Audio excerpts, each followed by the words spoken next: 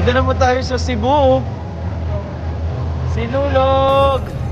So abangan niyo po yung mga vlog namin dito sa Cebu.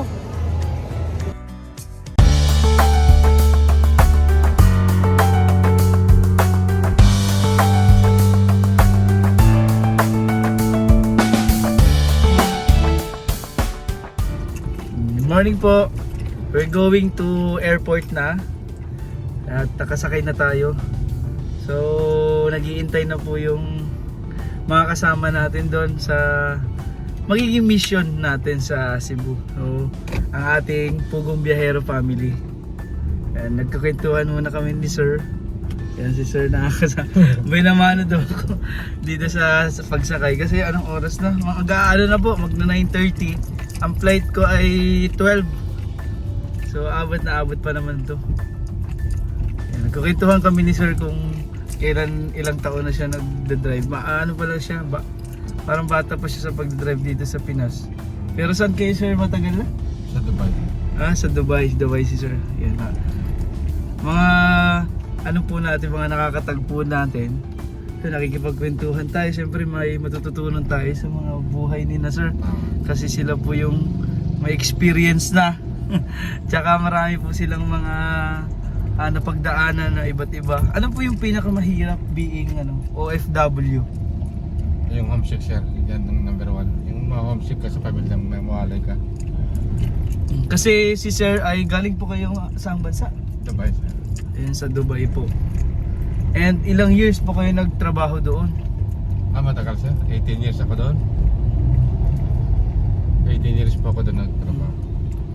Napakatagal pala ni Sir, nagsakripisyo po. Kaya yung mga nakakapanood sa atin, mga viewers, yung mga anak, family ng isang OFW, napakahirap po dahil yung homesick, imbis na mayayakap mo yung anak mo pag nakagraduate, birthday, wala talagang ganun. Walang ganun sir. Lalo na noon sa inyo po, wala pang mga video call.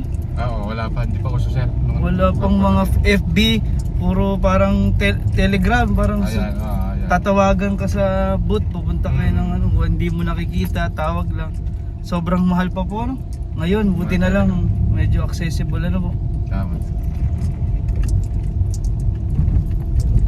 At saka yung buhay OFW hindi biro kasi ako po nag-OFW din ako pero 2 years pa lang. Okay. Saan anong bansa sir? Sa po kay iba-ibang bansa kasi nag-work po ako sa barko.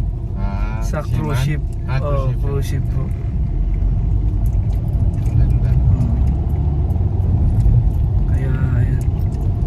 Saan po ang daan natin sir? Dito na?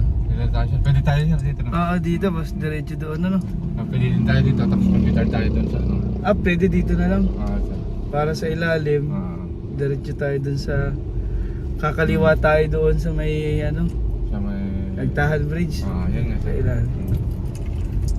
Ayun. Ano po mga napagdaanan nyo? Yung mga anak nyo, ilan ba? Dalawa na sir. Dalawa. Ang mga nakatapos ako ngayon. Malaki na sila sir. May mga pamilya na rin. Wala pa. Wala pa. Wala pa. Dalaga pinata. Pero yung pagpunta niyo po sa Dubai, ilang taon pa lang yung anak niyo nung iniwan niyo? Maliit pa. Mga anong sir? age nila? 3. Hindi napakahirap po sa... napakahirap. Yun yung nawali. Kaya kayo mawala yung mga homesick na kamo doon kasi siyempre inisip mo yung pamilya mo. Pero sa awa ng Diyos, nakakakan din. Katapos din sila sa pag-aaral. Kaya natin.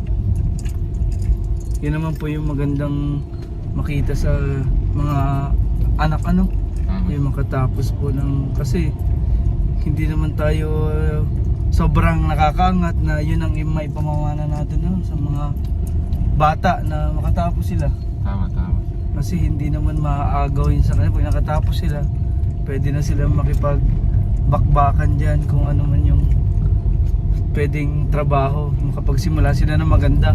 Hindi katulad yung walang mga tinapos na mahirap kasi dito sa Pilipinas din na hindi ramdam mo yung diskriminasyon, yung pag hindi ka nakatapos kasi ang mga requirements sila kahit maghalo ka lang ng Parang gagawa ka lang ng fried chicken. Kailangan nakalagay doon. May revenge ka. College graduate. Tama. Sabi ko, doon ba nakikita yung skills ng tao sa college graduate ka? Hindi man yung... Ayun po ang pinakamahirap dito sa atin, yung discrimination na high school ka pero sobrang galing mo sa yaan, pero hindi ka pa rin matanggap. Kasi wala kang, hindi ka nakatapos. Oo, yun po yung nakakatakot talaga pag may anak na tayo tapos hindi nakatapos, medyo mahihirapan talaga. Kung hindi mag-i-aim mag-abroad, kung mag-abroad kahit sa mga Dubai, high school lang po yung isa kong kaibigan. Barista doon, nagiging manager. Yun ang maganda kasi sa Sa ibang bansa po, yung po mga, may kaibigan po kasi akong gano'n na siya dito, yung bulakbol, ganyan. Pero, pagdating dun sa sa skills talagang, siya. barista rin. Mahaba-haba po yung kwentuhan namin ni sir. At medyo malayo-layo po yung traffic kasi.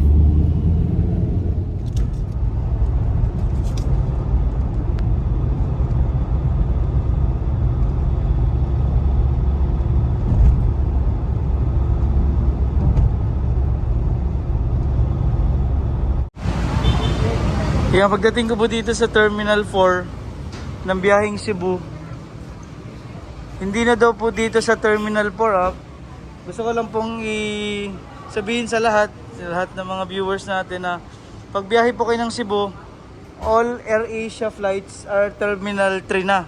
Kahit nakalagay sa booking nyo Terminal 4. Kaya ito, magta-taxi na naman ako papunta ng Terminal 3. Galing dito sa Terminal 4. Kasi wala na daw pong biyahe dito ang Cebu. Going to Cebu, Manila to Cebu, Terminal 3 na ang mga AirAsia flights. Para po dagdag knowledge lang para hindi kayo magdoble gastos sa mga taxi kung wala po kayong kasamang family na naghahatid. Terminal 3 na po ang Cebu galing sa Maynila. AirAsia flights. Lahat daw po simula nung December 16. Kaya ito nakapila ako sa taxi ulit going to Terminal 3 naman. Kasi nandito tayo sa Terminal 4. Kaya sa wakas nasa Terminal 3 na tayo. Doble gastos. Dahil dito na daw ang AirAsia going to Cebu. Hi! Hinga lang na malalim. Buti na lang medyo may mga oras pa tayo. Kung siguro sakto lang sa oras na ko may iwan ng flight kasi yung Terminal 4 hindi na daw nagki-cater ng AirAsia going to Cebu galing dito sa Manila. Kaya dito tayo pupunta sa E. Diyan daw po yung AirAsia. Sa E. Sa wakas makaka-check-in na tayo.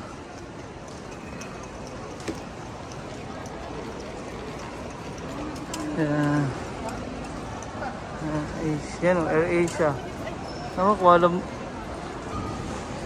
Excited na ako pumunta ng ibang bansa. Ulit. Ito tayo ata eh. Ito. AirAsia Cebu. 12 E2329. Alright, let's go. Alam, waiting na po dito sa flight natin going to Cebu. And kakain muna tayo ng baon natin.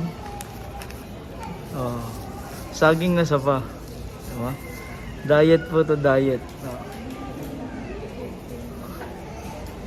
Para hindi tayo magutom sa biyahe. Hintay-hintay lang kasi ngayon 11:30 pa lang. Bali 12:55 pa yung ating flight. Medyo marami din pong pasahero. Dami din. Going to Cebu. And sinulog na rin.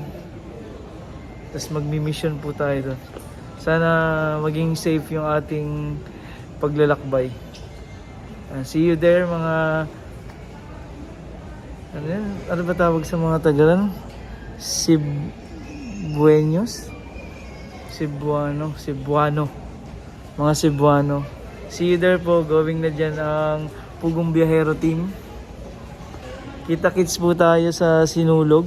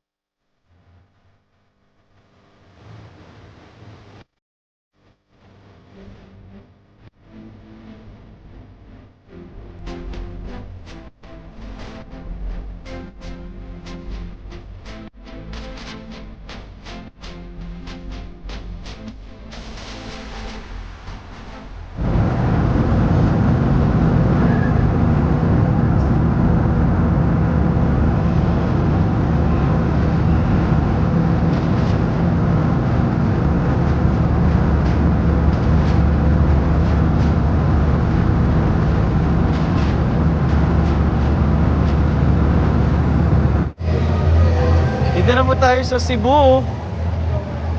Sinulog! So abangan nyo po yung mga vlog namin dito sa Cebu.